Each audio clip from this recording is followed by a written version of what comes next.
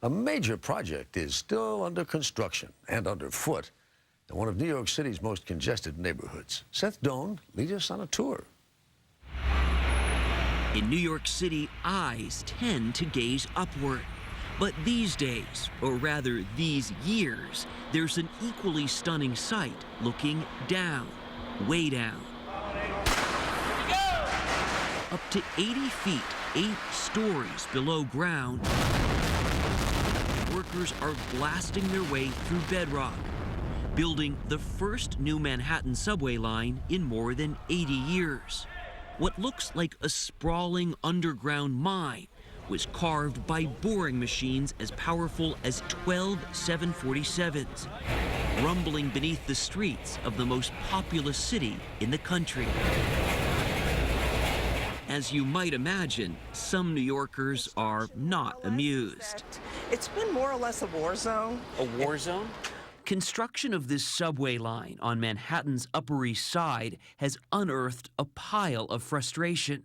Complaints about rats, odors, even a so-called Second Avenue cough caused by all the dust. All of a sudden, our whole life was turned upside down, topsy-turvy.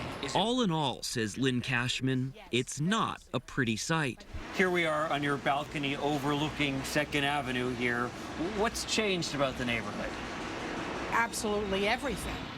Now she gazes onto the above-ground scar from this giant public works project.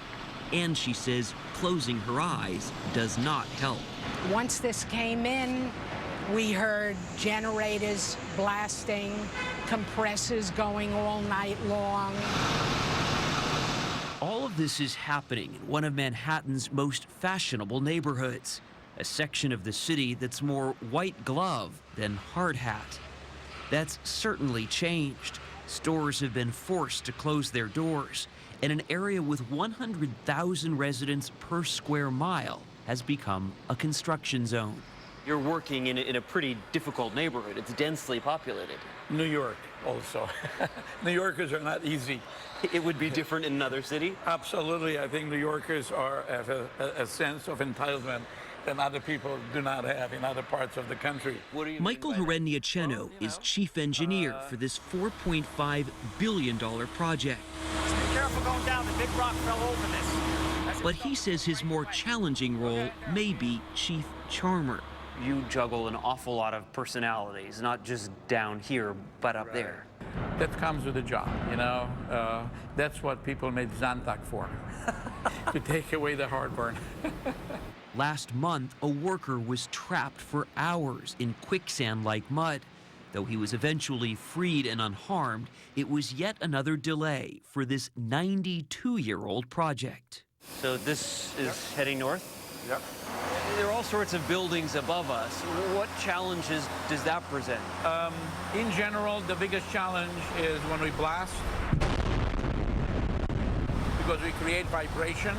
That requires us to pay attention to the building's age, the building's foundation. You've got to be certain not to destabilize what's above. That's correct. The new subway eventually may carry commuters the length of Manhattan's eastern edge. But stress that word eventually, because there's only funding for the first leg of the project, about 1.5 miles, just 3 stations. And did we mention it's taken nearly 100 years to get this far? Why did it take so long to get started? I would start by saying one thing: money. It's simple, actually. Money. Its first delay dates way back to the Great Depression. Then there were the wars and economic woes that followed. And of course, there's the sheer complexity of the project. You have to be careful. You can't disrupt gas lines. You can't interrupt water lines, sewer lines. Civil engineer Robert Poswell at New York City College calls the project an engineering feat rivaling the construction of the Empire State Building. And he says it's vital.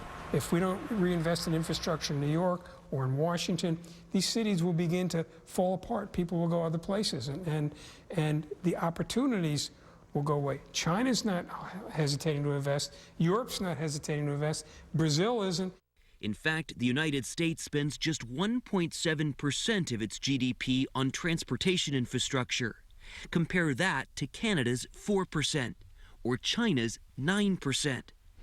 And you can understand why so many New Yorkers face a daily commute like this.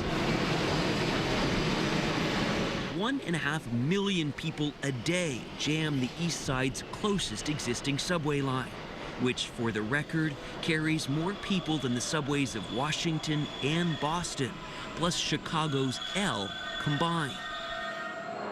Back beneath the street, workers, they're called sandhogs, are at it 24 hours a day. Some of them followed their fathers into this line of work, including Austin Brady, who's worked underground for 45 years. You're really an urban miner. Is there something special about working beneath a big city as opposed to in an unpopulated place? Sure, you get to go to all the nice neighborhoods and they never know you're there. Well, she probably noticed.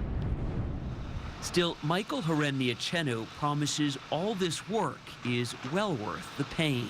For better or worse, when we started this project, we married these people. So we have to make the marriage work. And like any marriage, sometimes you just have to be patient. But there's light at the end of the tunnel. In 3 years, the first leg of the subway line will be completed. 1.5 miles down, 7 miles to go.